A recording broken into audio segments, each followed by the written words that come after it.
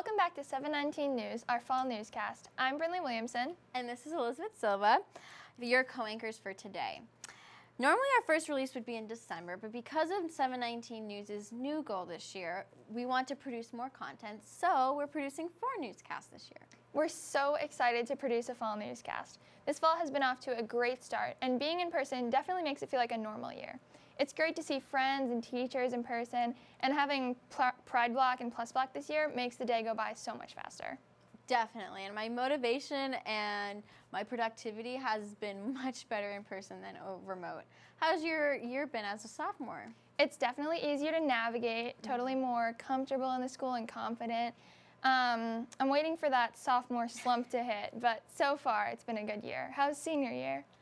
It's been crazy. I mean, I can't believe I'm a senior already, but celebrating all my laughs, like this fall newscast, has definitely made it a sentimental year.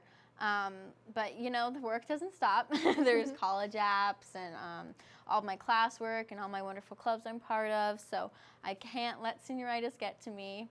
And don't worry, Brinley, I didn't get sophomore slump, so I know you won't. But one group who is definitely not letting senioritis get to them is the senior class officers. These group of students have been working so hard this year to make sure that it's the best senior year yet. So let's go to Stella Williamson with more on the class reps. I love being able to be behind the scenes of everything. I love planning dances, making fundraisers. I just love being behind the scenes. I think what pushed me to run for treasurer is I really wanted to meet more of the grade, and I thought this was a good opportunity to do that. I definitely talk a lot more to people that I wouldn't have if I wasn't class president, and I'm able to reach out to people, ask different questions, and see what people's opinions are from different sides of CHS, different groups and activities. Having all these other dances and stuff and like fundraisers and being able to like attend sports games and stuff like that and being able to like fundraise there as well is a huge advantage for us. COVID definitely impacted all of us in running, especially the ways we could campaign. We weren't allowed to have our class in the auditorium while making our speeches. We record ourselves doing our speech, not in front of the whole school or the whole grade. Being an officer, you get to have like built-in friends as well with like, you know, Ellen, Allie, and Marcos as well. We all collaborate a lot on everything, so there's just like a lot of interaction. There's not too many defined roles. Us 4, we've been working as teammates, and I feel like we all really click well together. Just being with the other officers, getting to know everybody, getting to know like all my teachers, and then just getting closer with everyone, being able to bring the class together is probably my favorite part. And just, you know, it's a really great experience, and anyone who considers to run as an underclassman or as a junior, it's an awesome experience, and I really enjoy it. The senior class reps have done a wonderful job making sure this is a great year for seniors and all of CHS. Be sure to catch them on Lions Live every Friday in Plus Block. I don't know about you, but being in person this year has brought so many fun things to CHS, including the ability to see football games. If you missed it on the football season or any fall sport, don't hesitate to watch the mid-season review. Here's a sneak peek edited by Stella Williamson, produced by Jamie Garber, and anchored by Lila Koloski.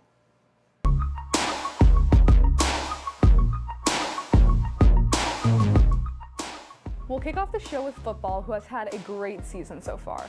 After their game on October 22nd against Westford, they had a season record of 5-2.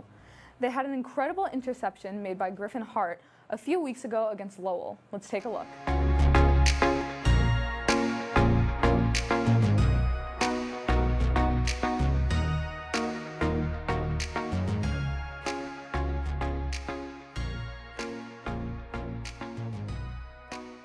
Griffin hasn't been the only one making amazing plays this season. All of the players have been crushing it so far, and I can't wait to see what they do the rest of the season. Along with the football team, the field hockey team has had a great season so far as well.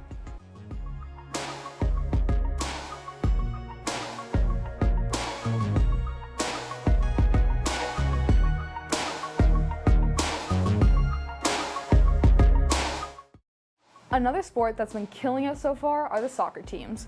Girls soccer has a season record of 8-3-3 as of October 26th. Boys soccer has been doing good, but the season is not over yet. So good luck to both teams.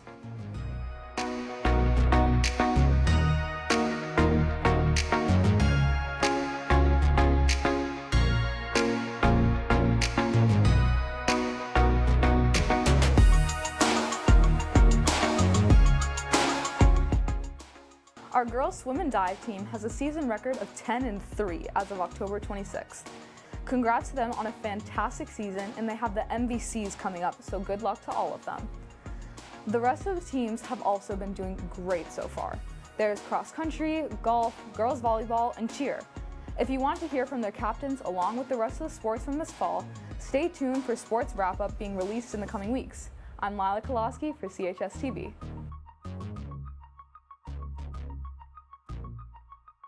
Such a great fall season. Varsity girls field hockey was runner-up in the MVCs, and varsity football made it to the playoffs this year. Yes, and it's such a great season, so you should definitely watch Fall Sports Wrap-Up that's being released on December 2nd for more on the sports season. Next up, we have a spotlight on the new dean of Emerson House, Dean McNeil. I've loved working with her so far and organizing the pep rally, and I just can't wait to get to know her more. Yeah, I always see her in the hallways greeting students, and it's great to say hi. Even though I think Whittier is the best house, she's a great addition to Emerson. Sorry, Brinley, I do have to disagree with you on that. I think Hawthorne's definitely the best house, but Emerson is lucky to have her. So let's go to Jo Evans, who interviewed Dean McNeil about her role as dean and her integration in CHS. Produced by Jo Evans and edited by Amelia Normington. A dean is somebody who is a student support manager, somebody who is in charge of making sure the students are successful. It's a very large role, more like a little bit of counseling, a lot of social interaction and building relationships with students and really making sure they're safe, healthy, and get the education that they deserve. I would say everybody has different styles. I would say my style for managing my house is a few things. One, trust. You have to have complete trust in the people you work with. If you can't trust that they're doing their job appropriately, it's not going to work. Then you need respect, right? Mutual respect for the rest of the staff and the students that you're working with. And I think what goes the furthest when managing a house is humor, right? If you can't laugh and have fun with the people you're spending your day with, it's going to be a miserable day. A dean is very different from a principal. I would say a principal's job is to manage the entire school, all of the children, all the staff, the parents, the families. It's a very large role. And the dean's role is a little bit more inclusive, right? We get to work with our 400 students. We get to know them a little bit better. We get to know our staff a little bit better. And we really get to divulge into those long-lasting relationships. So I prefer that role. It's really hands-on. So Chelmsford High, I would say the first thing I noticed when starting here is that the students and staff here are very prideful, right? Everybody's very excited to be a Lion, whether they're on the sports field or in the plays or behind a camera. Everybody's very prideful. The second piece that I think is most important is the house system. I think we're taking a school of a lot of children and we're breaking it up into smaller families. And I think that is what makes the school so successful, right? We really get to know each other a little bit better, and I really value that difference.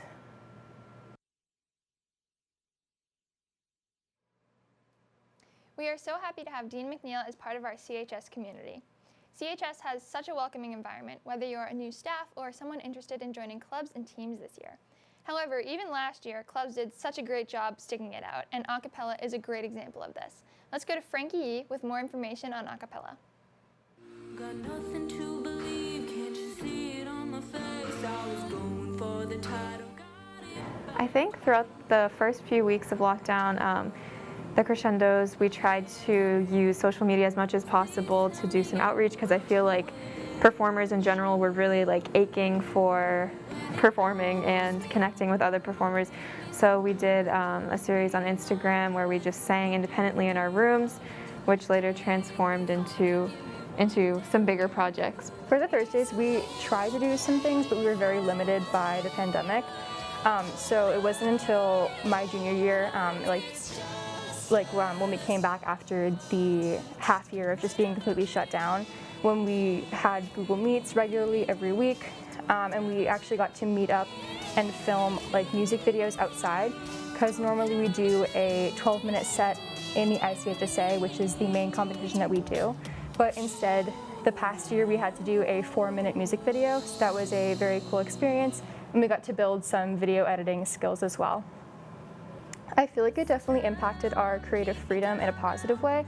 because before we were limited to just being in person on stage and just do what you get to do, and you also only get one shot in a situation like that. And so last year we got to re-record things, we got to take notes from the judges that we received on our performances, and it was less nerve-wracking in a sense, since we were able to just submit something we already knew what we were submitting like exactly.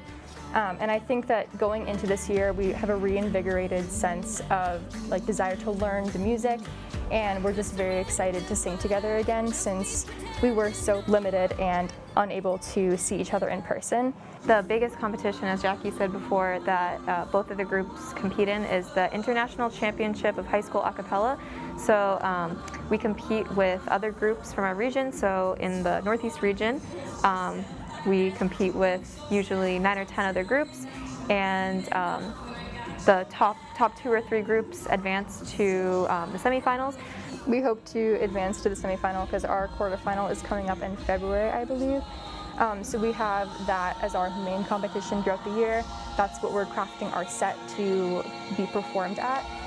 So we're also just really excited to be able to perform a longer set this year, because we did have to have a 4-minute video in the virtual competition last year. So I think we're really excited to be able to have more of a long form thing with more songs. Yeah, we're also excited to be able to be with other like a cappella groups again, since that is such an amazing experience.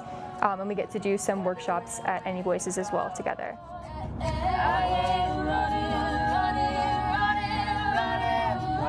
Always amazed at how talented our a cappella groups are. Wish I had their singing talent. And make sure to support them in their Poinsettia fundraiser. Another group of students who are extremely talented is the Theater Guild. Theater Guild is producing the musical Pippin this year, which is about the Prince Pippin and how he longs for adventure and goes on the biggest adventure yet, life. So let's go to Sachi Padola to hear about all the people who made this play possible. Produced and edited by Brinley Williamson.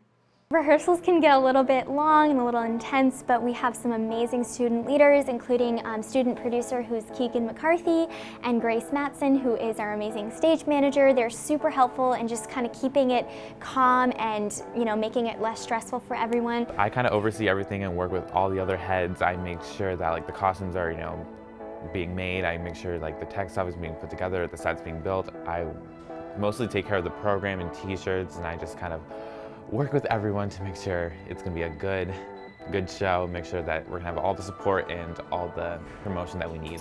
As a student leader, we definitely take initiative. We like to make sure that people follow what they're doing, just to make sure they're doing what they're supposed to, that they're staying safe, and that they feel comfortable and confident with where they're at in the show. It's really fun. I love that I get to work with both aspects of theater. It's a big responsibility, but it's a lot of fun. Usually as seniors and juniors kind of take the lead on things, so they set the example for the underclassmen, and the underclassmen tend to listen to us. We kind of see ourselves as more as adults, really, as student leaders than as students. As much as we are students still and we're doing this, we've worked our way up through the Theater Guild. When I came to the high school, I knew I'd heard such great things about just the whole community, and I'd seen some of the amazing productions when I was in elementary school and middle school, so I really wanted to be a part of the shows. And I'd say the general atmosphere, it's positive, it's fun, it's creative, it can be stressful, but if you come prepared and you come focused, it's very productive. I really like the student involvement that we do, so it's a perfect match, and I have a lot of fun doing it. Everyone who does musical theater really loves musical theater, so it's great to get to be with people who think like you do and enjoy the same things as you do. It's probably the best high school decision I've made. I've made most of my close friends through the Theater Guild. I've learned so much about being a good leader, being confident, and being part of a team at the same time. So I'm really grateful, and I'm really glad that I decided to do that my freshman year. It's going to be such an exciting show. You can watch the musical on November 18th, 19th, and 20th at 7 p.m. I'll be there. Me too. So I think, Brinley, this was a very successful newscast and great way to start off the year. I know. I can't wait for the rest of the year. See you soon. Signing off.